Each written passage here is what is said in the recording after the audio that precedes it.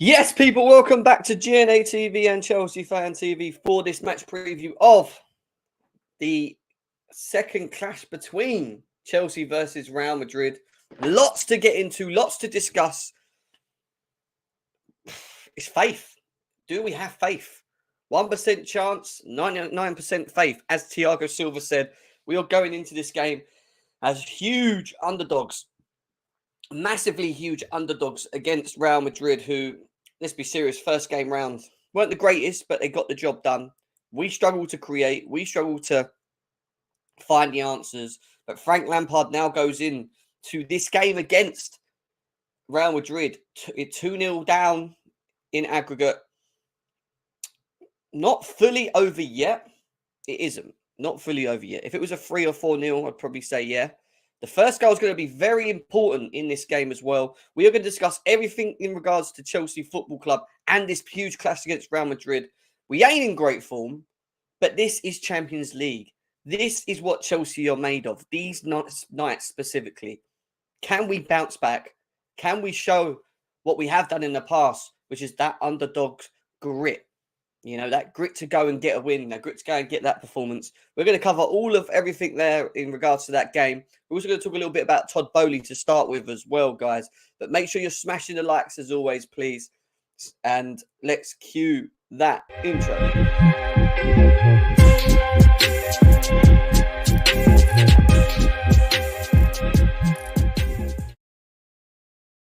Yes, people, welcome back to GNA TV and Chelsea Fan TV as always. We are here for the match preview to the game tonight against Real Madrid. The second leg, Chelsea 2-0 behind. Chelsea are 2-0 behind, people. It's painful. But we go into this game with 1% faith. 1% faith? 99% faith. 1% chance, as what Thiago Silva said as well. Let's say hello to everyone quickly. RD, big up to you. He thinks the tie's done, especially under Lampard. I don't blame him, especially after the Brighton game. Abs is saying he's at college working. Big up to him. Galaxy, nice to see. Yes, you as well, bro. Yazoo. Big up. Big up to you. Eunice says, I'm fastening, can't bother. Another dead game. He's had enough. Dr. Aquila says, loads to discuss. Yeah, we can talk. Daniel Knight, nice to see you. Takunda, nice to see you as well. Nice. Umbrella. Sean in the building as well. Clap. Cheeks clapping season. We got here. Sean, big up to you. Oscar as well says 4 straight losses in the bad. Too bad. It is bad. It's bad, bro. We are not. We are physically stuck in the mud. Like, we couldn't move in the mud anymore than what we are at the moment.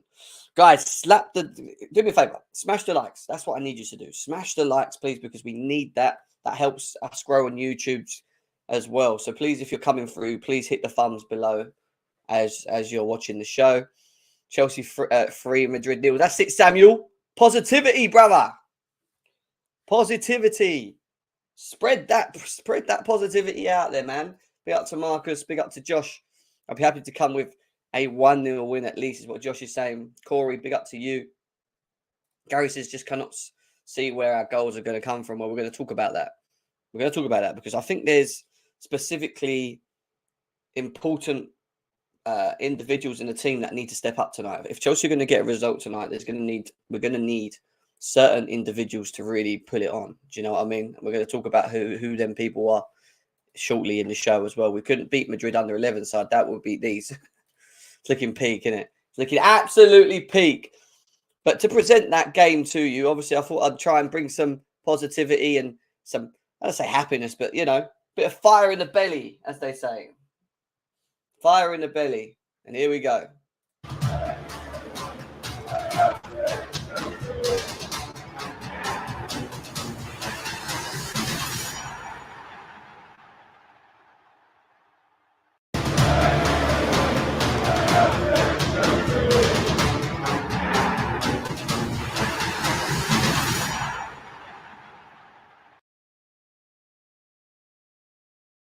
It is a massive game tonight, a huge Champions League game against Real Madrid. Before we get on into that, we're going to quickly talk about Todd Boehly quickly, the owners, real quickly, because there's been a lot of news coming in out and around them as well. And obviously we've got this coming from Todd Roddy, which is that Todd Boehly asked the Chelsea players why they're not performing to the level their price tags and reputation suggest they were capable of. Now, that's a bit of a silly comment. And the reason I say that from Tom Roddy is because I feel like we try and make Todd Boehly sound really stupid. And don't get me wrong, he doesn't have the most biggest experience in the sporting industry, I mean, in football in itself, but to walk in there into the dressing room and ask players why they're not performing to their price tags. Like, we already know that price tags are overinflated. We already know this. We talk about it so many times. You know, it just seems weird that he would go in and ask these to just say that. Yeah, you could grill him. Yeah, you could try and push him, spur him, whatever.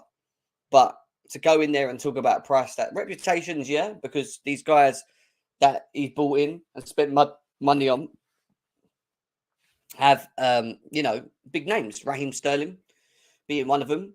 João Felix being another of them. You know, Koulibaly, Cucurella, who was spent a lot of money on. And if you think about it, was probably pushed more by Graham Potter to get the signing. I don't think Todd Boehly even knew who Cucurella was at the time. You know, that was a Potter signing. We all know this. But I just, I'm quite the wedding cringy, man. I just wanted to talk about it because there's been lots talking about it. And big up to Declared as well. Big up to you guys. Nearly over 100 of you guys here, as always. Big up to you. Make sure you're smashing the likes. Big up to everyone. Jim, if you can give some positivity to me, I would overdose. That's too much positivity. We're going to talk about the game very shortly, but we're just quickly staying on to talking about the owners and some of the new, you know, stuff that's been going on in and around them as well. Going on to this comment here. If the Todd Boehly and Egbali dressing room meeting, it's understood that one senior player signed for a large fee in the past 12 months was singled out for heavy criticism. That player, whose identity is not being disclosed, is believed to be disillusioned with the situation. Disillusioned with the situation. Again, I don't really don't get me wrong.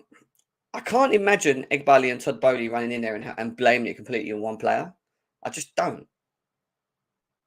But if we're going to talk about who that individual is, that screams Raheem Sterling.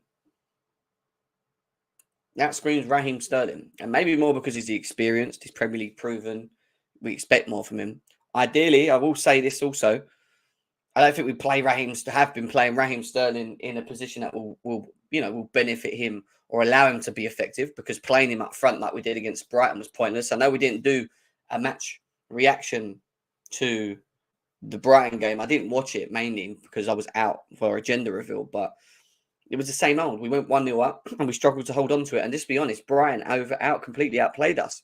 Footballing ability, quality. That left winger that they got, is it Mita? I can't remember his name. I can't remember his name. Mina, I can't remember his name. But that player that they got on the left, top player, causes us problems. Caicedo dominated the midfield. You know, movement was good. They all understand their roles, and that's how evidently you get the best out of a core squad. That's how you all play as a team and beat bigger teams. When you come against a Chelsea team that doesn't do that, there's just a bunch of individuals running around that can't even make two passes. Yeah, that's it. Mitoma, that's it. That guy is a serious player. Serious. I didn't realise how good he was until I watched him the first half against us. He was absolutely roasting our defence. Roasting it. You know, we just have big issues. And it's the players, and we can point at that. But the real big issue of it all is that we're just managerless. We're just managerless. And the manager is so important and key in bringing systems, in bringing consistency, in bringing continuity. I already said consistency, continuity, in bringing out the best of qualities of individuals in the team. We miss manager. We miss a real serious manager, you know, and it's still not good enough from the players, because the players, and I always say this, the players should be able to problem solve. Yeah, you might not be able to play to the best of your ability in a certain position or in a certain system, but with the quality that we still possess in the team, you should still be able to make things happen. I thought Madrid had a quite good game, I'm not going to lie.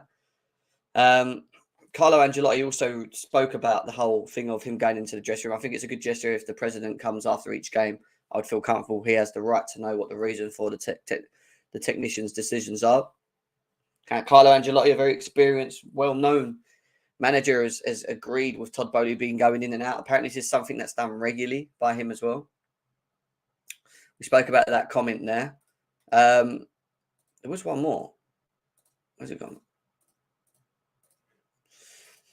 But then there was also that comment from Kepa as well. I don't know if people saw it, but there was a comment from Kepa basically saying that Todd Boehly goes into the dressing room quite a lot and talks to the players, which is fine. I mean, Roman Abramovich never did, and it was only really a serious thing if Roman. I mean, he did say, of course, he did when he was at the games and that, but if there was a serious problem and Roman came through the door, I think people would be worried. The issue that Todd Boehly and Egbali and Vis keep going in, talking to the players, I don't think it's a bad thing in terms of understanding where they are, what they're doing, etc. But especially in the position that we find ourselves in at the moment, I think it does need a stern word. It does, and again, I think it's quite weird that, you send in people like Vis to represent, what I'm saying is you throw in Egbali, let Egbali go in there and just tell him. He looks the kind of guy that you don't want to mess with. Do you know what I mean? Why would you send in Todd Boehly or Vis, the 90-year-old man? Like, they're not going to take it serious. Like, don't get me wrong. Yeah, they're owners and I get that. But if you're going to, send the message or throw a bit of a stir or not call people out, but kind of like say, well, guys, you need to sort this out. Like, what are we doing? And give him a bit of a rocket up the bum. I think Egbali's the guy. I think he's shown a reputation already of being able to be relentless. We saw what he did when he jumped on the plane to fly to get Madrid, how relentless he was going out there with Paul Winstanley to get that done. He also didn't want to leave Benfica until we got Enzo Fernandez. And that went, as we know, in the last couple of hours for them to agree, which again, he's very relentless at doing. He seems to know how to get what he wants out of individuals. And I don't know, man. I don't know what to say anymore, really. I don't really know. I think the answer to our questions is that there ain't many answers in terms of, what we're going to get out the rest of this season. Because I do think the manager's a big issue. It's not helped whatsoever. But at the same time, I respect that we're not really in a position to bring in the manager now for making the right decisions. Has anyone found any evidence that Boehly had a role at the Dodgers? Because I own Tesla stock means I run the company through. Bobby's annoyed. You're the vibe. The Russian mafia was scarier. Yeah, maybe. You get me to next season. That's what I'm saying, man. To think fans still want Sterling to stay. I think Sterling's the problem. I think people overreact. And I get we're not playing well, and the players allowing confidence and whatever. But Raheem Sterling's not the answer on his own to all of our problems. People need to understand that. I think he's a good player. I think you just need to have chemistry in the system and a manager that gets the best out of what he has, and they tick to it. And I think having Nkunku in there and the potentials of improving with a striker, I think will help the attack. We do need to players that are currently in here. They need to go. There's a lot of players that should be gone anyway. I just think there's a lot to do, and I think to moan about individuals now that have just come through the door like Sterling, even Koulibaly to agree, I think we just need to wait on them. We've got more problems than them. We've got players here that have been here for 3-4 years that are just not pulling their weight. How can we blame Sterling for being pissed because he thought he'd be playing under Tuchel when then got sacked? Him got Potter, then Bruno and Frank. Exactly. This is what I'm saying. Two different managers as well. It's just poo. I agree. I think he will as well, I really do. It's never a fan of Sterling, just an English Werner for me. Is what Gary says. Doesn't like Sterling. But then, he's not because, if you look at his record in the Premier League, he's got the third highest scoring record in the Premier League as a winger from anyone in history. So he can score goals and he can work and he can be useful. And I say useful in terms of output, but the output needs to be there consistently. And we need to create with other players around with. So just not relying on Sterling because he's the only one that maybe can put it in the back of the net. If you have an Nkunku there, you might be able to do it. Nkunku, Sterling, and whoever else, Yeah, he is. I think we just got to wait, mate. I'm not even going to sit here and just moan about individual players. And guys, 150 of you guys here. Big up to every single one of you guys. Make sure you're smashing the like buttons, though, please. Please, can we get these likes up as quickly as possible? We've got the watch along tonight, as always. So make sure you check out Harry tonight. when he's doing that. But going on to the game and talking about the game, obviously, we are up against it. We are very up against it. We came back from the brink. We beat the unbeatable. We turned our history around, and we are the impossible Chelsea Football Club. Now, let's be serious. In history, Chelsea have done things that people would never have assumed that they could do. Even under Thomas Tuchel, we were getting called out, saying that we ain't going to be able to do nothing. We're eighth. We're not good enough. We turned it around. But not only did we turn it around, we put in performances that were absolutely out of this world. Now, Frank Lampard's got a big job tonight because what he has to do very well is get us set up correctly. Now, we're going to talk about the system and the formation very shortly, but we do have players that if they step up, and I'm saying step up, if these individuals step up tonight, we will get a very good chance of clawing this back. I don't think Real Madrid played that well against us the first game round, and I watched it and I analysed it. Yeah, they dominated us in the midfield to a degree, pinned us back. But there was chances, and we did have chances earlier in the game, which we should have took, could have took. We didn't. Now, on top of that, we had players that we rely on to perform at a certain level, not performing, and we're going to talk about certain individuals, and who I think are key tonight, who are key in Chelsea becoming successful tonight, and the system, because it's gonna need everything. It's gonna need Frank Lampard to get it right. It's gonna need these individuals that I'm gonna highlight as well to step up, because if they do, we have a big chance. I'm telling you now, we do have a big chance if they do step up. Yeah, it is 1%, as it says here via Thiago Silva, who said it as well. 1% chance, 99% faith. Retweet if you have the faith. Well, we always have faith. I'm never going to go against my football club.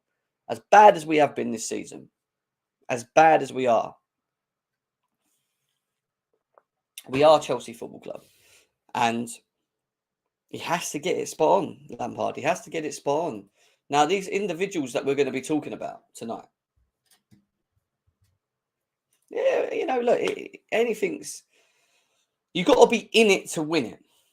That's all I'm going to say. And I'm not saying we're going to go and blow Real Madrid away. But all I'm saying is that we can create and we can give them problems. But we have to get it spot on. And we're going to talk about the system in a second.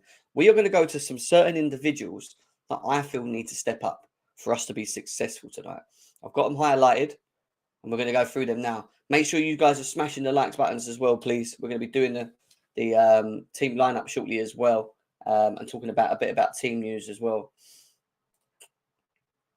Yeah, the first goal is important. We know that. The first goal is massively important. Now, the first person that I feel needs to have a real big game and hasn't stepped up for a while is Mateo Kovacic. Now, what let us down in that first game was that Mateo Kovacic, as good as he can be, is very inconsistent in his game. He's been very inconsistent the last couple of games. He doesn't look really with it, I'll be honest with you, in himself. For him to beat the press, with Real Madrid pressing heavily on our midfield, Enzo, Kante, Kovacic, if we go with the three, who knows? If he is playing tonight, Kovacic, and we do get pressed, he has to beat it. He has to make sure he beats the press.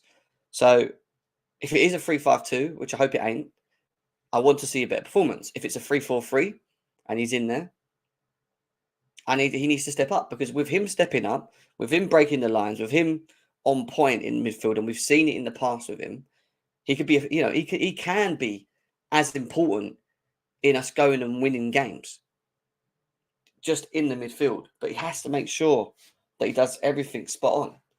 Now, I'm not 100% sure whether he's going to start, or not, because I got a feeling that it's going to be two formations.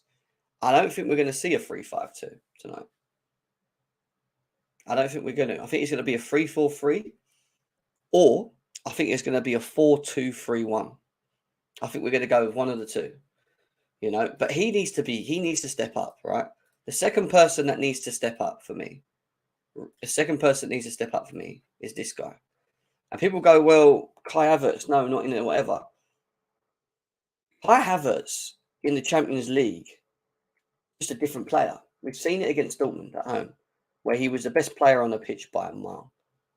by a far mile.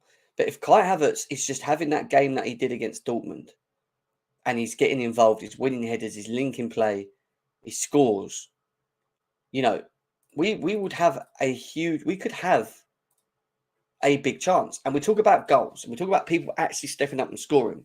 Well, this is where we need Kai Havertz. And as much as people may not want to see him in the team, or, oh no, he ain't going to do shit, it's Kai Havertz, and start sulking, these are the games Kai Havertz needs to step up. I'm sorry. These are the ones. This is where he needs to come out. This is where we need him. Because I'll be honest with you, when he plays to the level that we saw against Dortmund, which I know is not a lot, but when he does step up and we see that performance from him, we're a much better team for it. And we look better with him up front. We need that Dortmund performance. And if anyone's going to score our goals tonight, or get a chance to score in our goals tonight, I think we need to make sure Kai Havertz is there. We have to. Champions League Kai Havertz can be a different Kai Havertz, an important Kai Havertz for this team. And that's why him, Kovacic, are players that I need to see tonight that need to step up. You know, people can cry about it. You know, all eyes are on Havertz when we played Lampard 3-5-3 play. Yeah. Big up Chelsea Dan, bro. Nice to see you as well. Hope you're well, bro. Hope you're well.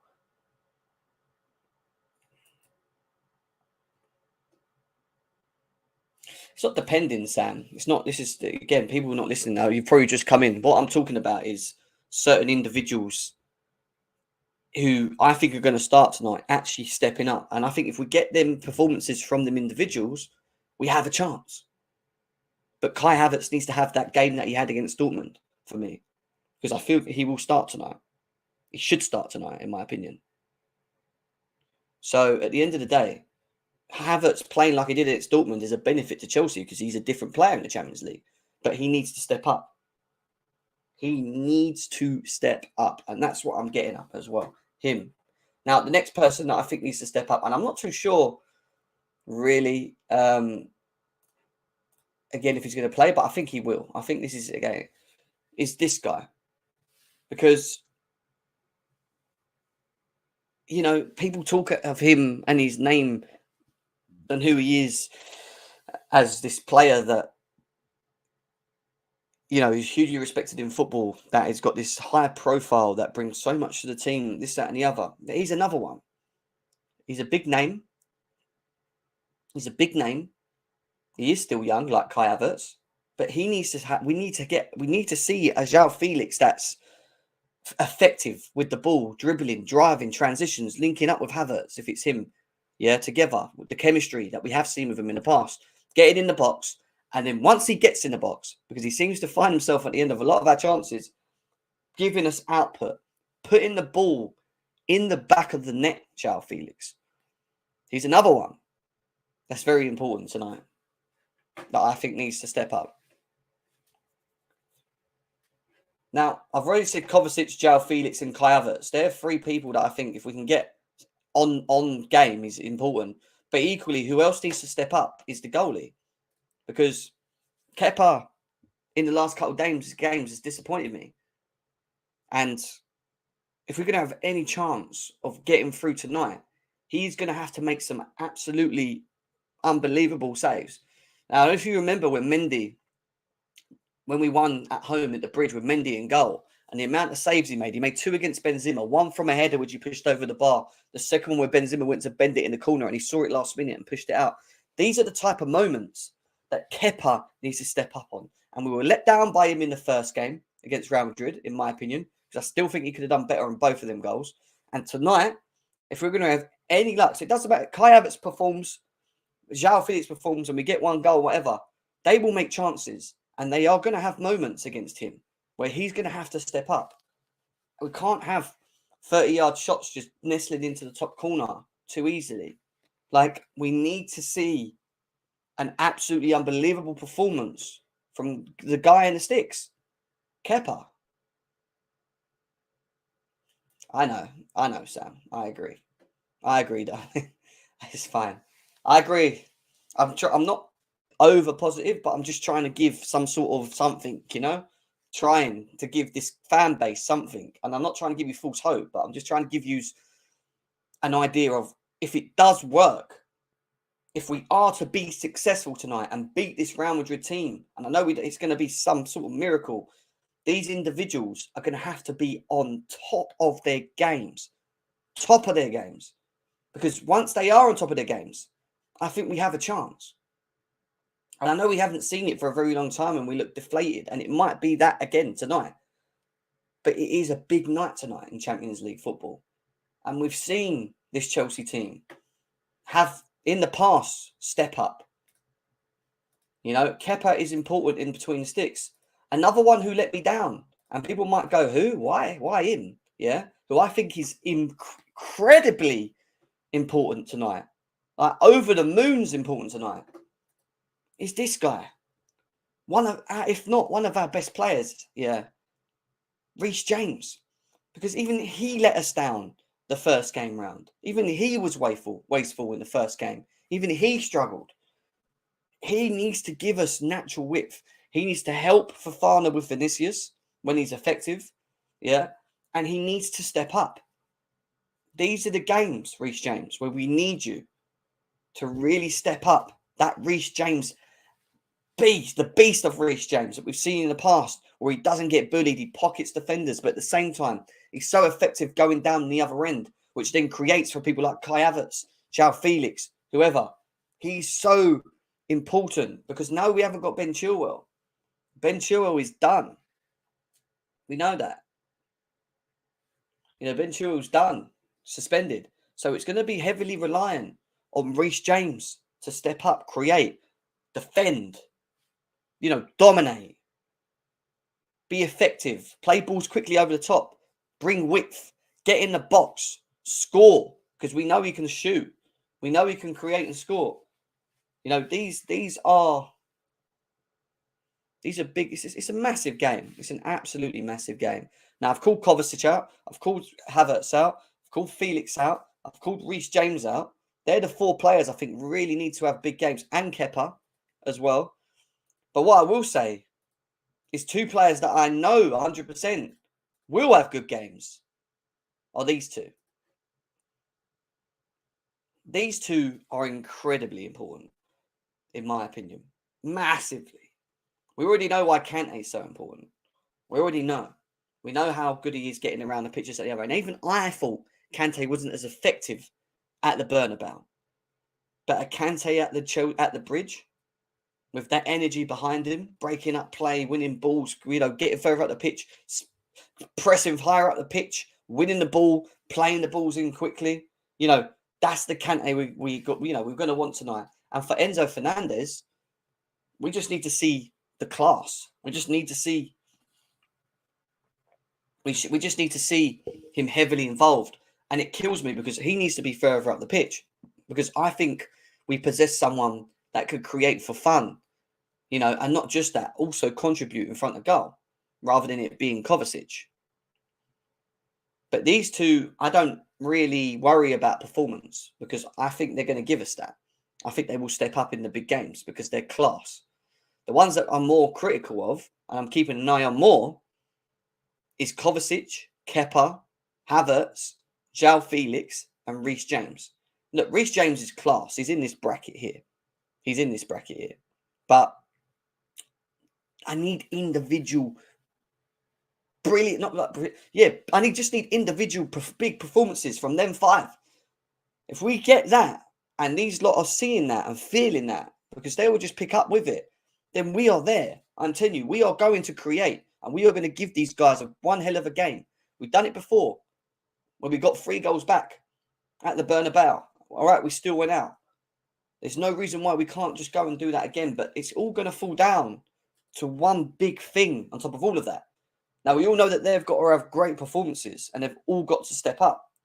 And that's asking a huge task because that they haven't been doing that. But Frank Lampard is the last person that needs to get it right.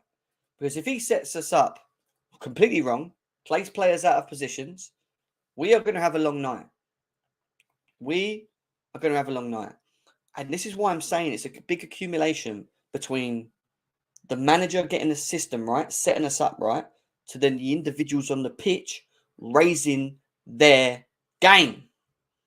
Havertz, João Felix, Reece James, Mateo Kovacic, Kepa. I don't worry about the rest, Silvers and whatever. You know, we need these big performances. But I do think it's going to be two formations. One that you may not like, because we may just want to just be offensive and go for it. And another one, which I feel is probably the right one to use going into this game. And we're going to talk about them. But in terms of team news, before we get into that, guys, make sure you're smashing a like. Nearly 300 people in the house. Big up to every single one of you guys as well. Let's quickly talk about the team news, because Kai Havertz, Ruben Loftus-Cheek and Carney have all trained. Koulibaly is still out. And obviously Broha as well, who won't be back till next season. So, you know, Thiago Silva's available. Ben Chilwell is suspended, serving a one-match ban as well, which is a big fall for us. But everyone else is available. Everyone is available. Kepa, Enzo, Gallagher, Reece James, Koulibaly, Kovacic, Mudryk and Silva are all one booking away from suspension as well. In the Champions League, 3 yellow cards as well as following a subsequent number of cautions will result in one match suspension in the competition. All yellow cards expire on the completion of the quarterfinals and are not carried to the semis. So in that case, where are we next? Quarters. We're in round 16 now. We're on round 16, aren't we? Yeah, so this, even if we get past this, some real big key players in names could, have to serve a suspension if we do it, which is not obviously handy. But Koulibaly's out, Broa's out, Havertz is back. Everyone's there. Everyone's available. Everyone's available, barring Koulibaly. Fats says, Jem, check Twitter DM. No, suspension reset on the second leg. What are we talking about?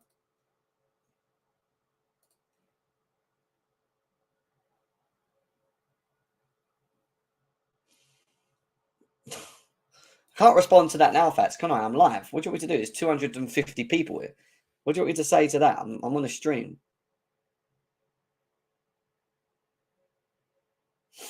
I don't know, Fats. I don't know anymore with that, man. We're in the quarterfinals, yeah. We're in the quarters, yeah. Round 16?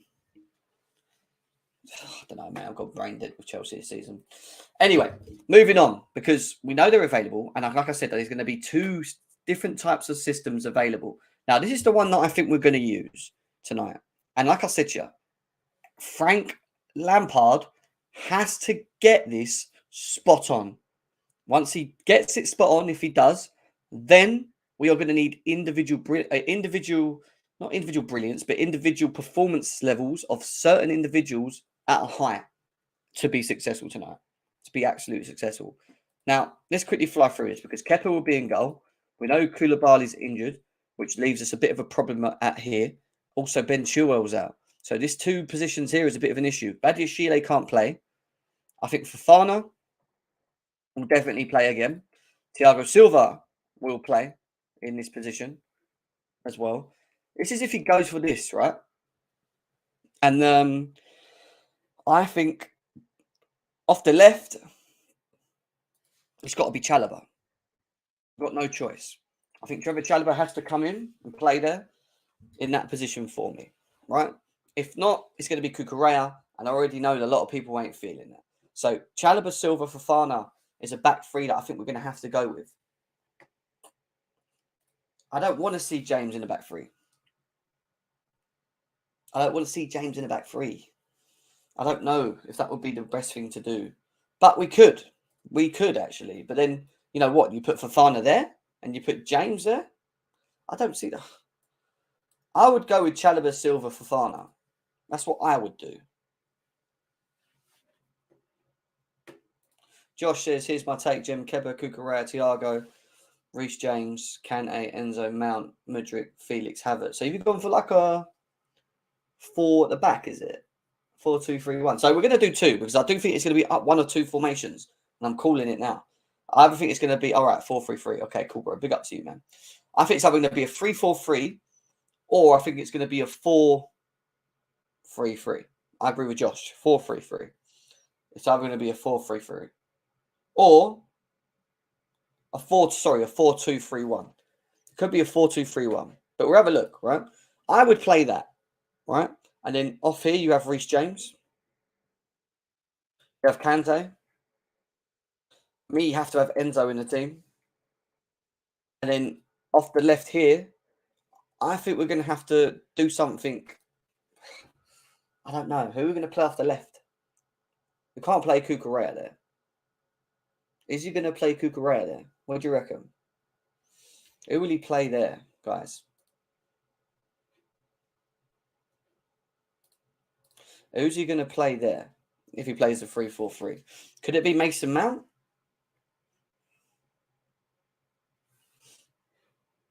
Yeah, but we need to think about going the other way, Ashraf, as well. He's going to have to go back and forward. Mudryk. Cucurella? Play left centre-back, people think.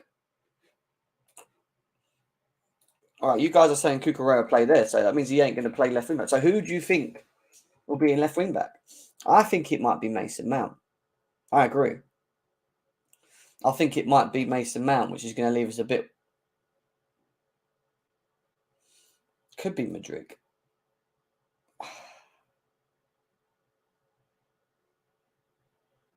All right, I'm going to call it. I think he might put Mudryk there. Going to leave us hella exposed, though. It's going to leave us hella exposed on the wings, but offensively going forward.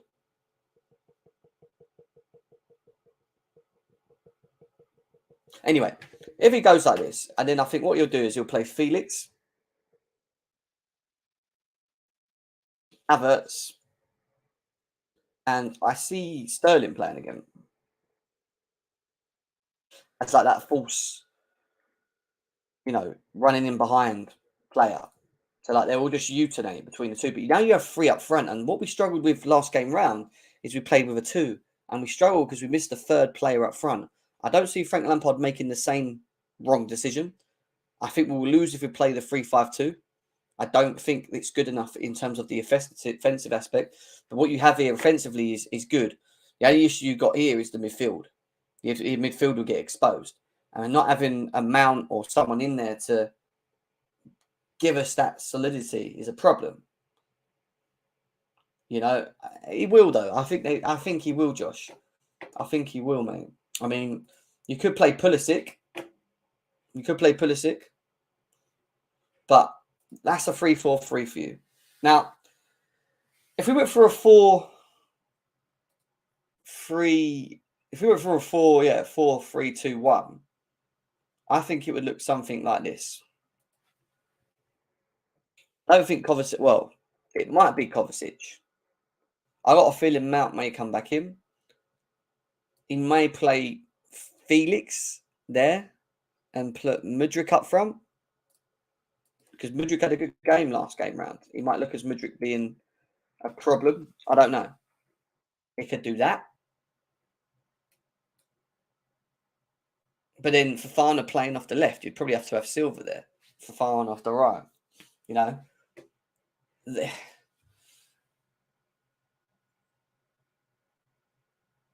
Ziyech ain't playing. I should never have Ziyech in the team. I know, that's the problem. I think Kovacic... I think you need to have Mason Mount because what Mason Mount will give us going forward is better than what Kovacic will. And he will find himself in these positions, which means Mudryk, Felix and Havertz can be more effective. But he will also do the little, the gritty work with that. It's not the strongest midfield, don't get me wrong. But if you throw Kovacic in there, I think we have the same issue. And if he does do that with the 3 in the middle again, Mateo Kovacic is going to have to beat the press and take the ball and play in these guys. Or Enzo is going to have to get the ball and play in these guys. But having the extra offensive player is important. You can't do this. And where we went wrong last game round is that we decided to play a 3-5-2.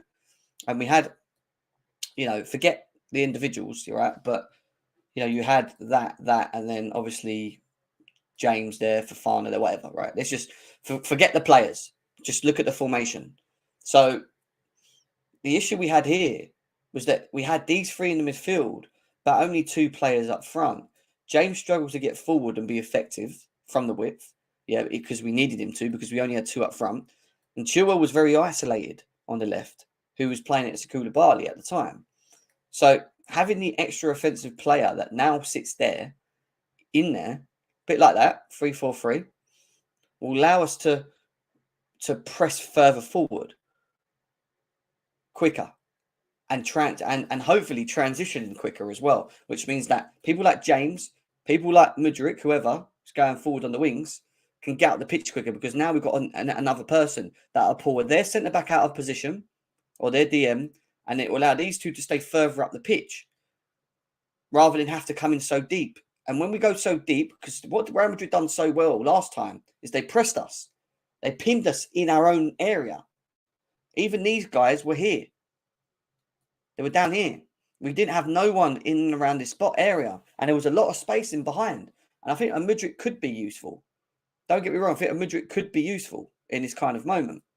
So playing the 3-4-3, having the extra man, or having a 4-3-3, even though defensively and in the midfield we might lose to a degree, will give us more going forward, because now we've got that extra man. And if Felix drops in deep and Mudryk runs in behind and Havertz comes in deep and whatever and runs behind and jumps in space, I think we'll be a lot more effective. So this is why I say I think he has to get it spot on. He has to get it spot on. If he doesn't set us up correctly in the first place moving forward, then we're going to have an issue.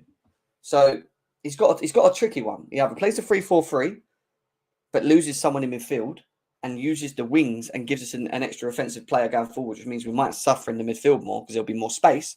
But going forward will be more effective, because every time they press us, provided the three up front work and win the ball and hold the ball well and whatever, we will have space to run into and be effective. The 4-3-3 gives us more solidarity. The only thing we miss with a 4-3-3 is that obviously defensively we're a lot more sure. So, having these three will help, I guess, maybe give us more balance in protection. But you can't create as much on the wings, because Reece James won't be able to do this as much. It will drag Fofana across and we will have space, which means then these guys will have to come back in. I think Reece James will have to be very balanced, as when you play the 3-4-3, when you have the 3-4-3, Reece James can do both and be more effective. But at the same time, you have three people up front as well, which always helps when you're on the break. So I think he's got a real hard one here in getting this spot on. If we're going to be successful, getting this spot on.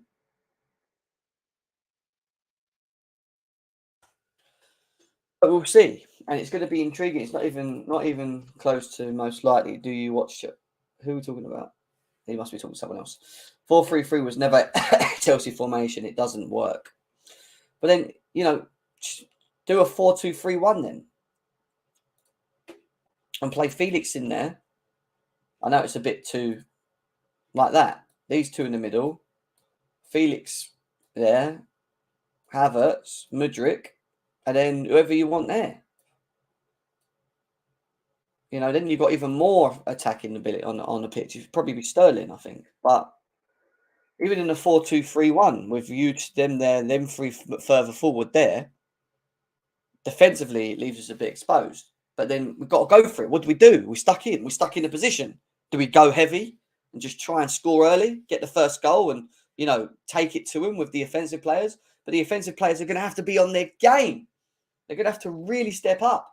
Mudryk looked sharp last game round. Maybe he will get a start. Havertz needs to just have Havertz's performance against Dortmund. Sterling needs to step up in front of goal. Felix, we already know. Could it be a 4-2-3-1?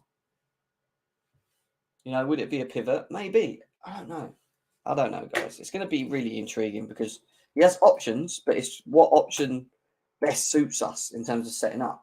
Now, I'll put the link in the chat. You guys want to come in and have your say for the next, 45 minutes to an hour? Please come in. Please come in. We get the thoughts of the viewers, the fans. 250 people in here as well. Guys, can we make sure we smash the like? I've even got 100 likes on both channels. So please How quickly can we get this up? How quickly can we get this up? Link in the chat. Josh is in the building. What's up, big guy? What's going on, bro? How you doing? I'm doing well, man. I'm all right, man. I'm all right. I'm just not been doing any match reactions of the Premier League because it's just the same old. It's not today, but yeah, it's a big night tonight. All right, we're 2-0 behind. We're kind of still in it. But what's your thoughts on everything? Do you feel Frank Lampard needs to get the team selection right? What would you do with this formation as well? Yeah, I mean, of course, right? I mean, it's got to be spot on if we want to get back in this. I just don't see. I get the idea of a 3 at the back. I just don't think we have the depth to play that way today, and I don't even think it's our best setup, to be honest with you. If you want the most talent on the pitch, I just can't see us in a back 3 right in this game. I think we tried that in the first game, and we just got it wrong. I probably would see a similar setup formation wise to what we played at the weekend. Now I know that wasn't great either, but you're bringing a couple of guys in that didn't play at the weekend. That might help. You're adding a bit more talent to the team. I think if you're going to play a 3-man midfield of Enzo and Conte, I think that third midfielder has to have a bit more dynamicism. They have to be able to get forward a bit. That's why I threw Mount in there, because he does have a different aspect of his game than Kovacic does. Maybe a bit more, maybe a bit better in the final third than Kovacic. Maybe a quicker link play than Kovacic in certain moments. So I think that it's got to be either him or Gallagher. I think in that third midfield position, I'd probably prefer him if I had to pick one. And then the front 3, I think Mudryk has to play. He had a really good game at the weekend. You got to let him kind of build on that. Havertz is back in the team, and then Felix will come back in, I think. I just think that's the best way to get the best out of the guys that we have. There's no way, there's no silver bullet. There's no we're absolutely going to win if this is the team. It's I just think this gives us the best balance to potentially be on the front foot in this game, which we have to be. I hear that. T1 with a donation. Big up to you, bro. He says, put Kai and Mount in mid with Enzo. They have work rate, is what he's saying. He thinks they have good work rate. Big up to T1. Yeah. Guys, I understand. We're not going to put a front 3 or a midfield 3 of guys who have never played together in the second leg of a Champions League quarterfinal.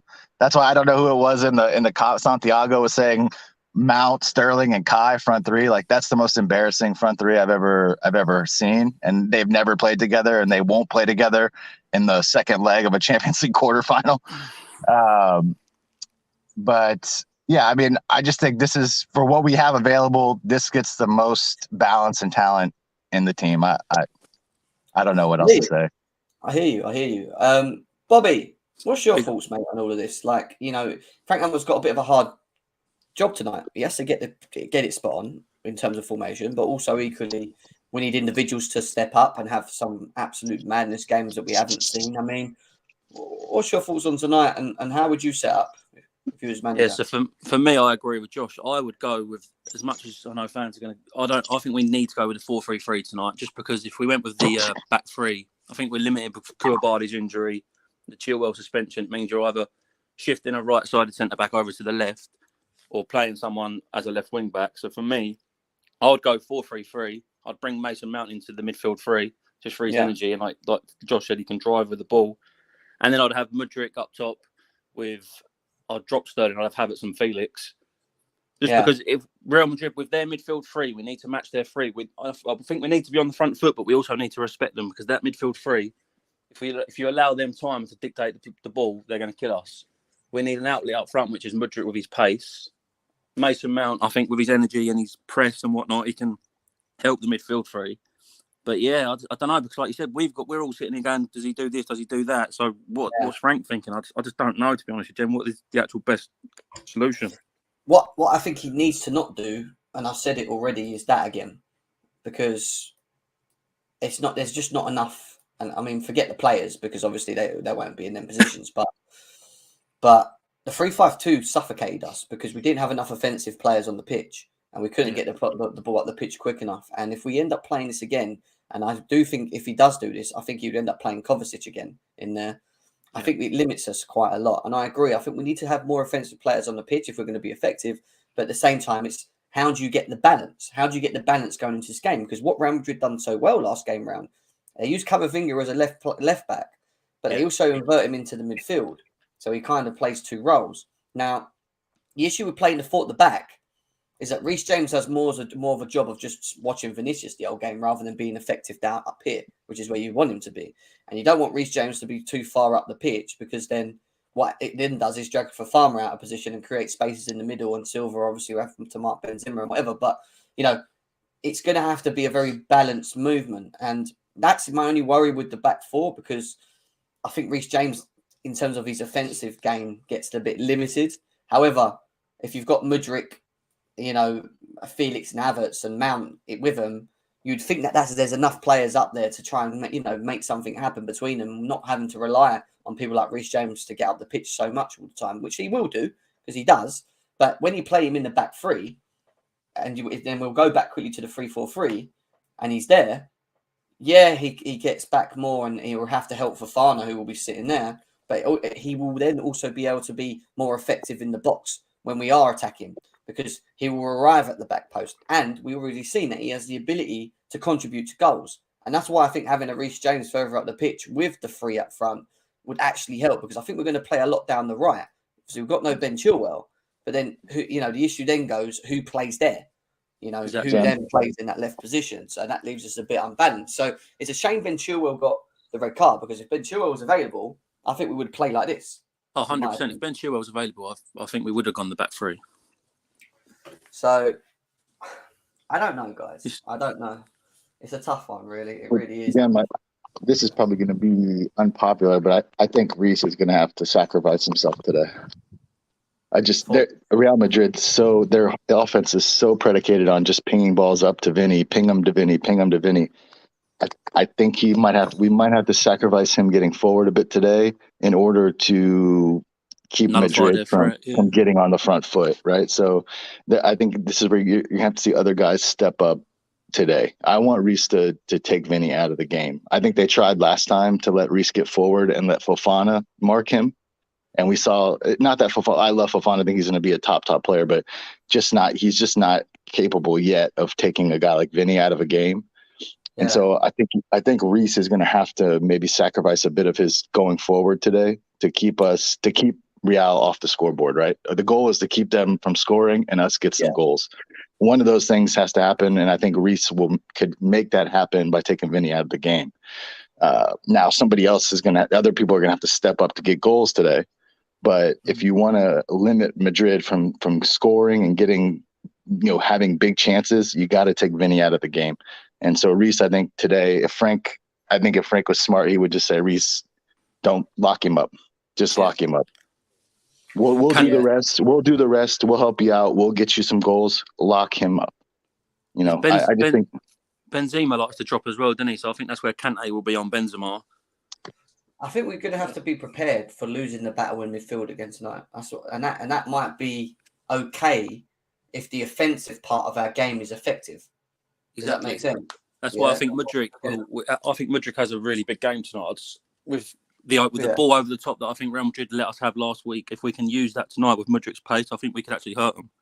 That's what I'm saying. So it's how do you balance what you have? Yeah. We looked at the 3-4-3 and we realised that the left side's a problem. Yes, Reece James would be more effective because he'd be up here and you could support Felix Havertz, Mudryk in there, and I think we want that. But at the same time, I agree with Josh is saying. Maybe we play the 4 and he sacrifices his game by just basically making sure that Vinicius kept quiet. Yeah, because Vinicius, let's be serious, he's on fire at the moment. He really is. He's a real problem, The yellow bus is in the building. What's happening? Yo, what's up? Bro, how you doing? How are you? I'm good. What do you think we're going to do tonight, bro? Because it's a tough one. Obviously, Frank Lampard needs to get it right if we're going to be successful tonight. Individual player performances and their levels of performances need to be at a high for us to, to be effective. The first goal is going to be massively important as well. We're talking about the 4-3-3, maybe doing the 4 at the back because obviously Koulibaly's out. We've lost Chilwell as well for a suspension. And we've also spoken about the 3-4-3. What do you think is the best way to attack this Real Madrid team tonight? The formation is not too much of a problem for me. It's just really We just have to win our individual battles, and that's the only way we beat them. Is just you have to outwork them. You have to press the hell out of them. Especially in center mid or in the midfield, you have to press them. You have to win the ball back. You have to fight. You have to not give them space. When you give an old team like that space, they're always going to kill us, you know. And the Reece James thing, I mean, the only reason why we even came back last year or had a chance last year was because Reece James was playing right center back. They moved him from right wing back, right? So that he can stay on Vinny, because Vinny was cooking Christensen the first game, just like he's cooking for Fana now, right? So maybe it's better he's at a right back and just focuses solely on Vinny, and the attacking players do what they have to do. And you know, we hope Conte has a great game. It's really just about the players. Like if some of these guys step up and have like world-class games, then I think we can make it through. But honestly, I'm here for the ride because we have Kepa in goal, so I have no faith. I'm sorry. Like you said early on, they're gonna have chances. It's not there's no Champions League run without the keeper making stupid saves. No one has won the Champions League with the keeper just sitting there not receiving shots, or maybe Bayern in 2020. But apart from then, like it's never happened. It doesn't happen. You have to make amazing saves and you have to be there, step up at crazy times, and he's not gonna step up. So I mean, yeah, I have no faith with him in goal. I'm sorry. Okay, what would you do with the offensive side of it, Dan? Because obviously we know we lack output, but if we're going to have any chance tonight, we need to have as many of them on the pitch. I mean, would you drop Sterling, play Madrid, stick with Felix, Havertz? What would you do?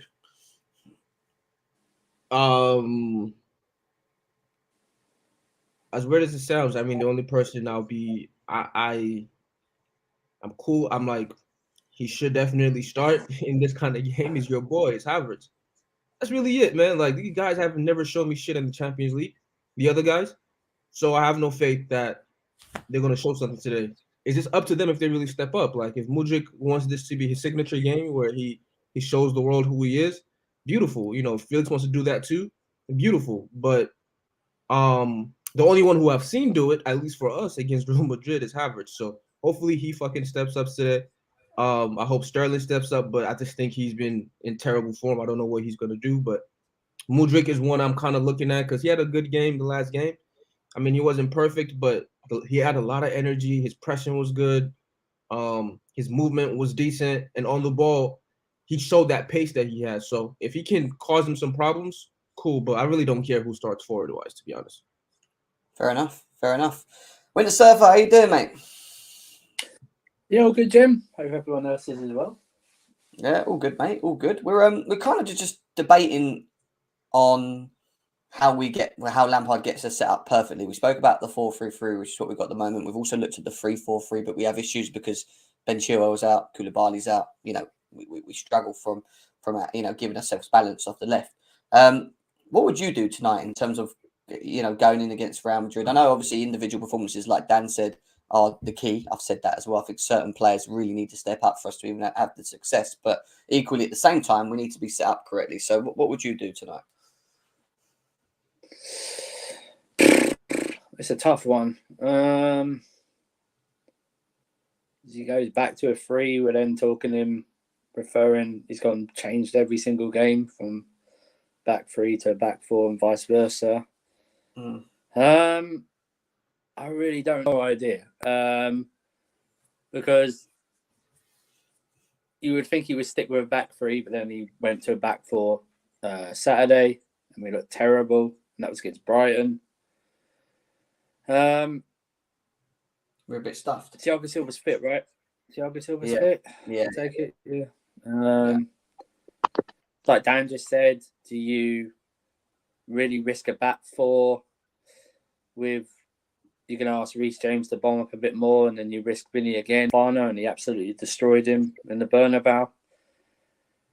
It's really difficult, man, because I just like say who's going to start in the mid. If you're playing a 3 in the midfield, who's going to start in midfield 3? You've got Mount there. Does Kovacic start? It's like I don't know, because Lampard's so weird. You can't predict what Lampard's going to do because he keeps changing every game. I think no idea what he's going to do. It's not. Yeah. Well, I think Jim, like you got to take maybe the weekend game with a bit of a grain of salt when you look who's you got Chalaba playing right back, you got Chilwell who's not a left back playing left back, you had a midfield of Zakaria who hasn't played in 6 months. It's like I get it, the game was terrible, but like there is a certain amount of caliber of player that's coming in to replace those guys in this game. So I know everyone is upset about the weekend, but Chalaba's not going to be playing right back today. Chilwell's not going to be playing left back today. Zakaria's not going to be playing in the midfield today. Sterling, hopefully, for the love of God, won't be playing up top today. A little bit different maybe in the personnel that you're going to see today that played at the weekend. Where we was very effective against Dortmund last time round is playing with a front three of Sterling, Havertz, and Felix. And what we done was we played Sterling sort of say as the false, because what he did is, which was quite clever, is he kind of found himself here, but then moved. He was the furthest player forward in terms of running behind. But Havertz dropped in here, Felix dropped in here. They picked the ball up, and Sterling uses his speed to run in behind and be more effective. Now, I think Sterling can be effective. I just think it has to be played in a certain way, and you have to have the right individuals around him to make sure that you're creating enough for him, because you find him in the box, I think, and you create for him, I think he will pop, he will score, he will give you a goal. It's just, you then don't play Mudryk, who had a good game on the weekend, and people saying, well, Mudryk deserves to play, Sterling didn't play well up front, but I ain't shocked that Sterling didn't play well against Brighton. The issue is tonight, right? You're asking this team to do two things it's not done for ages, right? You're asking them to be clinical in front of goal, right? And you're asking them to not make mistakes at the back. Yeah. Now, it would have to be like Kepa would have to have the game of his career, right? Yeah. I'm talking like Mendy in the semi-final. I'm talking about Czech in the Champions League final. I'm talking everything in the way, the post, whatever. Do you know what I mean? Because they will get chances, right?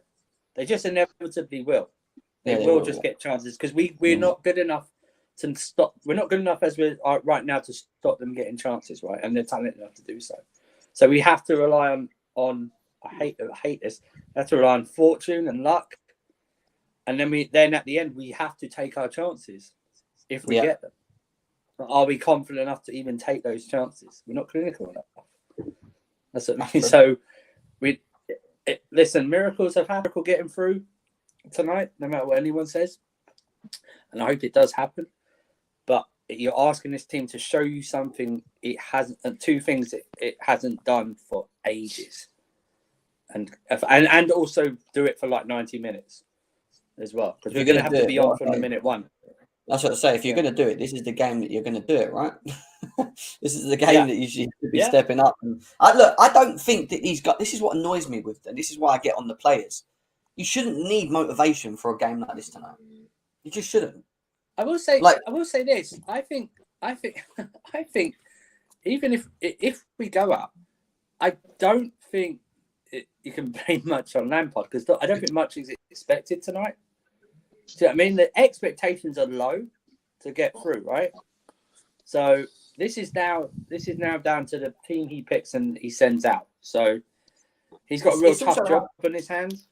It's also how quick, the first goal is the killer. Whoever gets the first goal is the big Yeah. And I hope we don't go like, we don't need to go gung ho for that first goal. We need straight away. We need to be balanced. Otherwise, let's kill the tie in the first 20 minutes. We need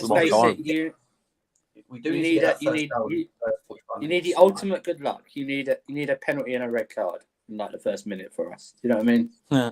That's what you need. You need something like that to set up, or you need, like you say, you need two quick fire goals, an early quick goal. Well, Andrew, it's very possible. I'm sorry, go ahead, John. No, go on, Josh. In that first leg, it's really possible that, Felix could have drawn a red card on Militao had he just come across to his body, as opposed to drifting out wide a bit. Yes, if he instead of waiting and then trying to cut inside, instead of you're right. That's what I mean. But that's what I mean, Josh. We're going to have to rely on someone thinking like that. Do you know what I mean? Yeah. Like having the nerve to go, oh my God, actually, let me see what I can do. I might, or just taking it early because he allowed Militao to catch up with him, didn't he? Really? I mean, Do you know what I mean? It's like I just want us to just take the goal and just get it on goal. You know? Yeah, I just like us to play with some confidence because I don't think this is like an infallible Madrid team by any means. Like, I really don't think it's a great team, but man, if you I do agree with Jem. Like in a game like this, you got to come out and get on their ass from the first minute and try to set a tone that hopefully you can sustain for 90 minutes. But yeah, it's definitely a tall task. You got to do like a crunch. You got to do like a crunching tackle or something, one of those ridiculous old school things. I mean, to get the crowd up. Obviously, you hope it doesn't result in a red card, but do you know what I mean? It's like kind of take like the ball do you remember the shot smashes off Courtois' face or something like the that. Napoli Do you know what I mean? game in 2012? Yeah, just something to get the crowd up, because we got to remember, as much as the crowd are important tonight, these players have got to get this crowd up. It can't be the other way round. Because we've done 100%. It too much this season. It has to be the players this time. The crowd will do their bit, but if they see the same timid performance against Brighton, then that atmosphere is going to be very, very. It's not going to be loud. They're going to hit the Madrid fans throughout the 90 minutes. Probably will anyway. But these players have got to show something. It's hard, which is hard for us to back them to say that they will because of what they produced this season, which isn't a lot. But they have to show something. Apparently, Mason Mount has a return to LFC. I've got no idea that is. That's the easiest bit in football we can agree to. How many players have agreed terms with clubs all the time and never even leave? You know, exactly. It's the easiest thing to agree. It's the fee, so get that done first. Whatever. I don't know. It's going to be an interesting one. All our players we signed. Yeah, like you said, there's no real expectation from the fans for us to go and win this. But at the same time, this is the type of game where we could just wake up, and certain individuals need to wake up. And I've said people like Kai Havertz, João Felix, Kepa, I agree, that's a big game. Reece James, everyone really. Even think about it, they all have to do their part. But N'Golo Kante is going to be huge tonight because if we get that N'Golo Kante that we got against them when we won it, that you remember at home with Mendy and whatever, because that was, high pressing, winning the ball up the pitch. Catching them because they didn't have enough men back, playing the right balls through. These are the little differences in tonight's game. It's can we win the ball further up the pitch and not allow them midfield to look up and be able to play balls over the top to Vinicius and whatever and give us problems? Can we win it early? Yeah, and then once we do win it, it's about the front three making the right runs, and then once they hopefully do get the chances, find the back of net. And Kai Havertz, he's one of them that needs to when he gets the chance to take it. Yeah, but it's also like, even in the first leg, Kante got the ball in the first leg, and Sterling made a great run right to his right, but he didn't have the self-awareness to see it, and that's the problem as well. If I'm relying on Kante to be my great to try and spot someone on a run, then we're in trouble. I need whoever else is gonna. He made me scream at the TV when he did that. I'm not gonna lie, because if he would have played Sterling was through. Let's pump the brakes there. We've seen Sterling in some one-on-ones this year. He's absolutely atrocious. So I would give him the chance, Josh. You know what I mean? Like he's making the run. I only ever have confidence if Sterling is about 4 yards away from the goal. I don't know. I mean, even the one with Felix when he ran through, if that's Sterling, I think he carries it a bit further with his speed. No, because Sterling had an opportunity in that game too, and he got caught from behind almost immediately. Sterling is not a fast player. I want to pump the brakes there on that too. He is not a fast player. He's quicker than Felix. He's quicker than Felix. I don't know. Not from what I saw in that game. I saw Felix at least get by Militao. I saw Sterling get caught from behind by Cruz or whoever it was.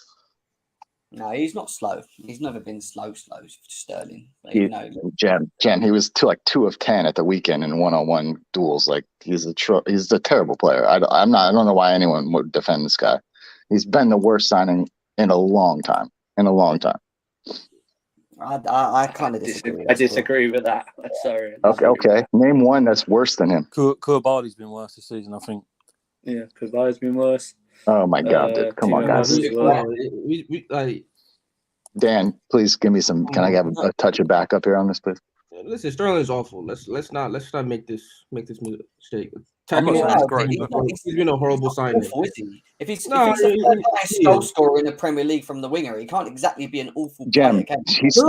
For us. I'm not saying. Listen, I don't like to use what players did in other clubs and all that shit. I really don't care. Like when you come to Chelsea, if you're shit, You know what I'm saying? It's like it's a really difficult thing. Like we do this now, right? Oh yeah, he did this there. If Sheva signed for us right now, I'll hear fans telling me, "Oh, he won the Ballon d'Or a couple years ago." Like who gives a shit? He's shit now, right? So Sterling isn't good right now. He's terrible for us. But the worst signing of all time has to be Cucurella. That guy's shit. He's terrible. I don't want to put that on Sterling. Cucurella is the worst. Then Koulibaly, then Sterling. There you go. So, I already told you. I don't know what people thought. Like with Sterling, I said when we signed him, he wasn't enough in the first place. Like he just wasn't, especially with what we currently have at the moment. I am interested to see how he is with someone like Nkunku up front, though. Someone that is going to correct. Sterling's never been a main man player. I think we also need to. I feel like people within Nkunku think he's like this all-encompassing player. Like he's a very to me, he has a very specific skill set that doesn't involve like creating a ton of goals for other people. Like he's awesome at finishing in and around the box. He's great at getting it behind. He's very quick. He's not an on-the-ball carrier. Like if you think he's going to come in and be like take the ball from the midline and dribble through guys, like he's not that guy. Nkunku is not going to be Hazard for you. I think people's minds. Thank you. Player who comes in. I don't know who said that. People do this thing like, this is why people are killing Felix now, right? Is that's all they want. They want you to be Hazard, drop in, pick up the ball, dribble 2 or 3 guys, pass it here and there, and then shoot and score. It's not gonna happen. And Nkunku as a player is once you get him in the attacking spots, he's good on the ball, he can pass and all that. Yeah. But once he's in front of goal, he's gonna make the right choice. Whether it's to pass or shoot, it's gonna be the right choice and it's gonna be accurate. And that's what you can ask for. And that's my criticism of João Felix, because I don't think he does enough of that. Because I don't think he makes the right decisions on the ball, and that's why I think he needs to improve his game along with his output in front of goal, because he does. But if he's chances. But this is what I hear a lot. This is what I hear a lot of, Jem, when people are like, "Oh, well, we don't need to keep Felix because Nkunku's coming in." If you think that Nkunku is going to be picking up the ball in the midfield like Felix does, turning, going, being able to dribble through guys, dribble around, he's not that guy. He requires a player like Felix to get the best out of Nkunku. He said himself he's a 10 now, Josh. What's that? He said himself he's a 10. Yeah, Nkunku's a 10. No, Nkunku is 100% a number 10. Every player is different in the way they play. Like when you say, he needs somebody like Felix to pick up the ball for him. Not necessarily he does, right? So if you're playing a system where you have more emphasis on Enzo being a playmaker, Enzo can find you anywhere in the pitch, right? Certain players can find you anywhere on the pitch, right? Like Mudryk doesn't need to drop in. This is what I think about certain guys. You don't need to drop into midfield to pick up the ball. Just stay on the edge of the last man and have the midfielders find you over the top.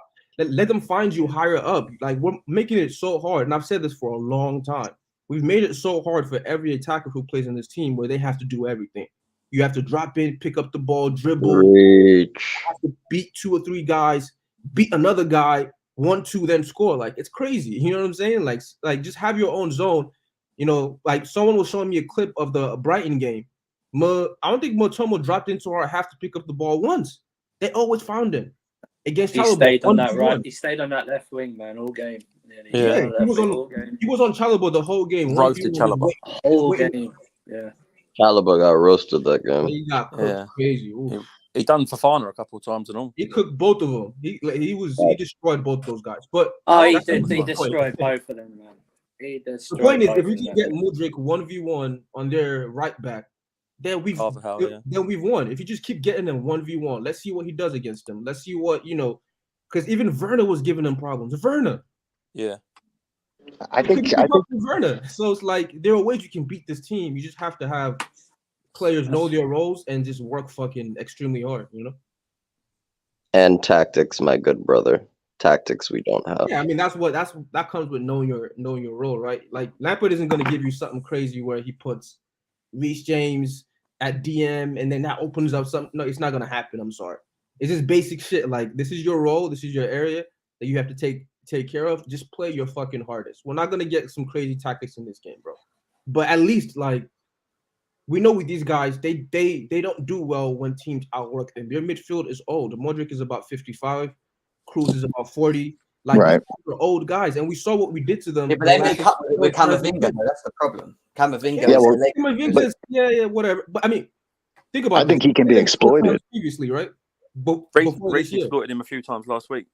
Yeah, I mean, he's not a left back, so like to me, that's one of the soft spots. Now you're gonna have to pick and choose how you go at him because, like I said, I don't want Reece necessarily so forward the whole game, but I think you definitely have to exploit that. I mean, he's a young player who's playing out of position, and if his instincts find him higher up the pitch, there's chances to get in behind him. Now, whether you do that through a winger or through a midfielder being a bit higher, like I think you have to find ways to exploit him a bit. 100%. And that's why I think Enzo Fernandez tonight with his passing in behind for Mudryk, I really do think we can hurt him. It's just whether I don't even know if Frank will play Mudryk. The problem with the midfield, and I keep saying this, is when you sacrifice the three in the middle and you play it too, I think we've got to be geared up to accept that if we go down that route, then we're probably going to lose the battle in midfield because we're going to get outnumbered and they're going to press and they're not going to give people like Enzo Fernandez enough time on the ball, which is going to not allow him to be effective how we need him to be. Now, you play the three and you put a Mason Mount in there, it kind of alleviates it to a degree, but at the same time, Mason Mount's not going to be playing touch tight to him. He's going to be playing in the pockets. We're going to be trying to play the balls into him. It will give them something to think about in terms of just going on the full-on press. When we lost the game to them 2-0 at home and played a 3-5-2, the issue we had is that Kovacic, Kante, and Enzo were so close to each other that it made it very easy for them to just come and press us because we had no way of getting out. We didn't have them. And when we gave Kovacic the ball, he didn't relieve any pressure, which is what he's usually good at doing because he was wasteful. And Enzo couldn't be effective because he's looking up going, right, where can I play a ball quickly? There's no one to fucking pass it. He's losing the ball. Kante's just running around headless chicken. No offense, he was in the middle at the beginning because he's like, Jesus, like what's going on here? Like there was no breathe. We couldn't breathe. There was no outlet. There was no outlet. You know, outlet. Well, that's not Jem. Like for me, if Enzo wants the ball, he's got to come get it. I think he was far too submissive in the first leg, showing for the ball. Like, and that goes for all three of the midfielders. I don't think any of them showed enough to help out guys like Chilwell who are in corners and things like that. Like, if you want the ball, you got to come get it, and especially against certain teams that set up to block passing lanes and things like that. Like, I need to see him be more aggressive this game to show for the ball. Come get the ball. Make yourself available. I can agree with that, but making runs. You know, Also, their confidence. Tactically, right? I think the mistake Lampard did with what he was doing was you have to, number one, to give Real Madrid something to worry about, and two, you have to stretch him, right? So like because if you don't stretch him, Camavinga has all the time to come into midfield. Now they have four, right? And whoever's playing right wing or whatever has time just to drop in. Now they have five. Now we're crowded. Enzo can't do shit when you have the three center mids there and then Camavinga drops in as well. Not just Enzo, any of them. Because there's no options. You have to stretch him. You have to make sure Camavinga is worried all the time about that left side so he doesn't drop in. And on the right side too. Like you have to make sure on both sides where they're so worried if they don't drop in and help out. Because they pin them back. Exactly. In the first leg, if you remember, we did kind of try and target. The first 10 minutes, Enzo was playing balls over the top in the Camavinga spot. He kept just playing them, and I think Sterling was making runs down there, Reece James was making, and it worked effectively for a little bit. But then we just stopped doing it because tactically, I think I'll be honest with you, I said this about the first game. I think Ancelotti tactically just outsmart. I don't think it's that hard to do against Lampard because he's just not a great coach, but tactically got it right, and I don't think Lampard had any answers. And that's what worries me a little bit, because I don't think he's got the pros. Like, do you know what I mean? He doesn't look at the game and go, but also, the Don didn't even set up with any crazy tactics. Literally like a chess game, like when you get into a position like, oh shit, where do I go? Like he just doesn't look like he has an idea to go, right, actually, he's done that. That's caused us a problem here. If I put him over there, that'll give us more space. And like good managers do. Do you know what I mean? Elite managers will do that, wouldn't they? And they change the game from doing that. And that's the only thing I don't think Lampard possesses. Jem, the Don set up to have our midfield nullified by their midfield. He succeeded. There was no response from Lampard. He didn't do anything crazy. He didn't put like an extra man in midfield. He didn't invert any of his fullbacks so he can get an extra. He didn't do anything crazy. He just set a certain formation with tactics to the midfield like a proper manager, and Lampard had no response. So if that is the case, wait, what happened? Say it again. I was going to say, when we done them 2 years ago, when we had Tuchel, that is the difference then. Because if you remember, he asked Mount specifically to drop into midfield, and we ran that midfield ragged. Absolutely. He had Mount drop in to pick up, and then he had one of either Chilwell or RJ going up into the midfield and inverting. And that's how we started overloading in midfield. And everyone said then how old they look then, and they're 2 years older now. And they've got, well, apart from Valverde, their midfield hasn't changed. And obviously, got Camavinga coming in from left back, but. That's mad. They're 2 years older and they press better than we do, when the reality is we should be out pressing the life out of them. We don't even really press. Then that's the whole problem. We don't press and we don't like. Reason why someone like Mountain does well against them is because they're old and they don't know how to track movements or track players who are just moving all around them. That's why Werner does well against them. You know what I'm saying? So it's like it's basic shit where it's like we don't need you to dribble 4 or 5 guys. Just keep making runs all in and around them in those little pockets, and they can't track it. Exactly. What are they best at? Valverde is good, but he's not a fucking DM. He can't track you. No way. If they haven't got the ball, Modric's game is all about having that ball and making things tick. If he's having to chase the whole game, which was hopefully what happens tonight, he's not going to be able to do it for 90 minutes. I used that game at the Bernabeu, not this game, the one with Tuchel. To evaluate, yes. Yeah. Because the thing is, when we went at him at the Bernabeu, we stopped Modric from playing his game, most of that game. What ended up happening was the one time, which was obviously going to happen, obviously we were on all-out attack the entire 90, and when we finally got tired in that second half, that's when Modric got a bit more space, and the rest is history. He opened that beautiful pass to Benzema, it's a wrap. But the thing is here, we have no... It's so much bad. Like, I'm trying to look for that hopeful, because we're out of this tie. I'm going to be honest with all my Chelsea faithful. We're out of this tie, okay? But no, Jen, I'm not doing the positivity today. We're going to be honest, so people don't hurt their souls, okay? No, we can win. We can get a 1-0, but we're still out. I want to win. I'm going to tell you it's going to happen, right? Havertz is going to score 2 goals tonight, right? It's going to be 2-2. And then it's going to get to the sort of 80th, 70th, 80th minute. Right, and Enzo's going to get the ball from 30 yards, and he's going to pop a rocket, and we're going to win 3-2. Yo, I got you, Chelsea fans. I need this chant today. I need this chant as soon as it happens. I said the first goal doesn't count. I said the first goal doesn't count, because I think it's going to be 2-1 today. But nobody's singing that, mate. Let me tell you that right now. I know they're gonna be cursing, saying "fuck off, go home" and all this shit. Says we have no game plan, style of play, just relying on individual talent. Most players don't respond well to that. They need good coaching. I agree, and I think that's a great super chat. I think you're spot on in terms of saying individuals, because even watching the Brighton game and the last couple of games, I don't think we even have a game plan. I think we just pass it to some players that have the ability, and we just hope that they can make something happen, and that's just really poor. And that's why we're not a team. When you watch Brighton and how they played against us on the weekend, they look like a team.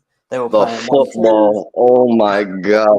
They all understand their what they needed to do, with the positions they needed to take up, how they can be effective on the pitch, where they can win the ball, where they can run into to make it hard against us, and the confidence. Yeah.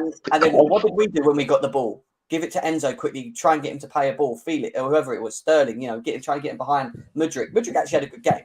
I'll be honest with you. He looked quite good. But other than that, we just looked, we didn't have nothing. We didn't know how to attack. It was horrible. It's the same stuff all the time. It's like we play as individuals. We don't play as a team. We just play as a team. My thing, Champions League nights aren't about, like, the most technical or whatever. Like, we've seen Ramirez, a lot of players that people will look at right now in our center mid and say, oh, these guys and this or that. But the basics of our team, and people want to not like it, but we don't work hard anymore. We haven't worked hard for a long time. Thank you. We haven't fought for each other for a long time. Like, and these are just the basics. Like, they're like basic, but they're really not, right? A certain level of intensity when you outwork teams.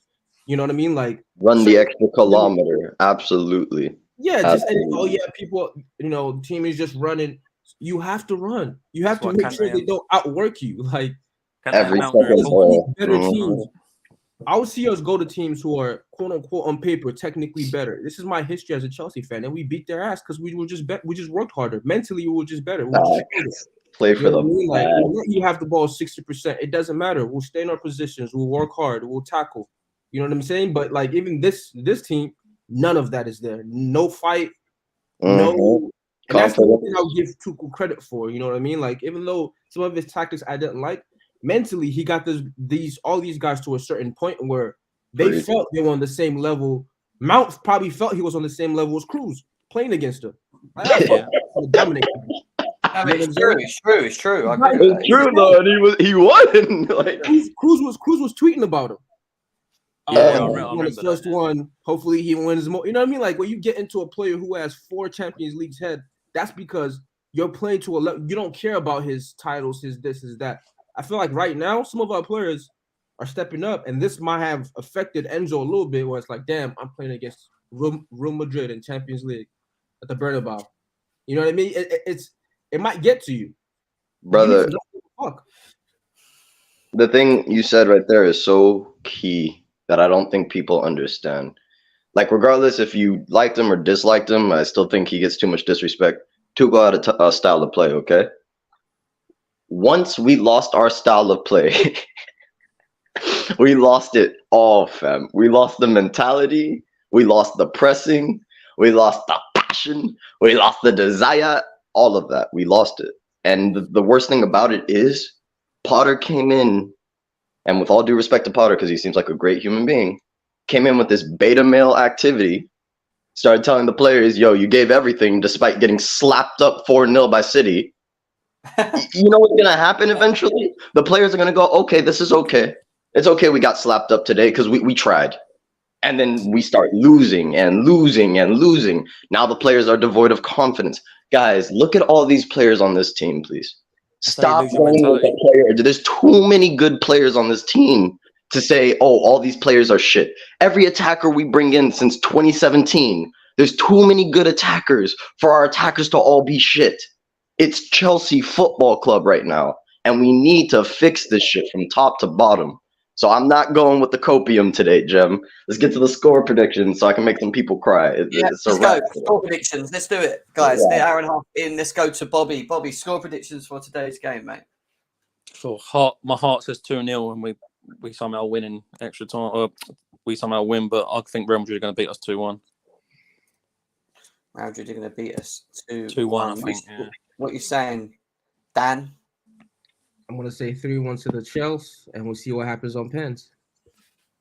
3-1 to the Chelsea and pens. Jesus, what are you saying? Genuine answer, 1-0 to the Chelsea. We go out on aggregate. I think we're going to win 4-2. 4-0 on the night. A copium pack. Let me hear it. Come on, Chelsea. Let's have it. I think we're going to win 4-0 on the night. No, I'm joking. I think it's going to be... Let me think properly about this. 1, 2... Give me a heart answer and a mind answer, Jem. Real talk. Rudiger red card. Oh. I'm alive. I'm going to go with a 3-0 Chelsea. 3-0. Like the Bernabeu game of old, yeah? Until the extra time. I just completely forgot. We lost 3-1 last week. That's right, yeah. Why am I my mind's gone blank. So 2-0 will take it to extra time, wouldn't it? Yes. I can never go against Chelsea, man. People get all annoyed. Delusional. Oh my God, I can't believe you just said that. Oh my God, I'm going to cry. Listen, Champions League nights. Back your team. Hey, say it again. Say it again. Don't get me wrong. It'll probably be us that loses 3-0. Don't get me wrong. But yeah, I'm still going to say 3-0 Chelsea. It's the way it is, man. If we score the first goal, I'm telling you, and that crowd get rocking, and the players are up, we can turn Madrid over. Respect Stamford Bridge on Champions League nights. That first goal goes in the first 20. Yeah, it'll be rocking. We're in the time. Be thinking, well, we're in a game. We got a game on our hands here, boys, and we could let them have it. Vibes FC today, baby. if they score the first goal in the first 20 minutes, the opposite can happen. No, guys, dude. If they score the first goal, it's over. If you've got TikTok, go and follow me on TikTok. I've actually got TikTok. No, Jem, don't do it, bro. I don't delete your TikTok right now. Come back to the promised land. It's okay. We won't do it.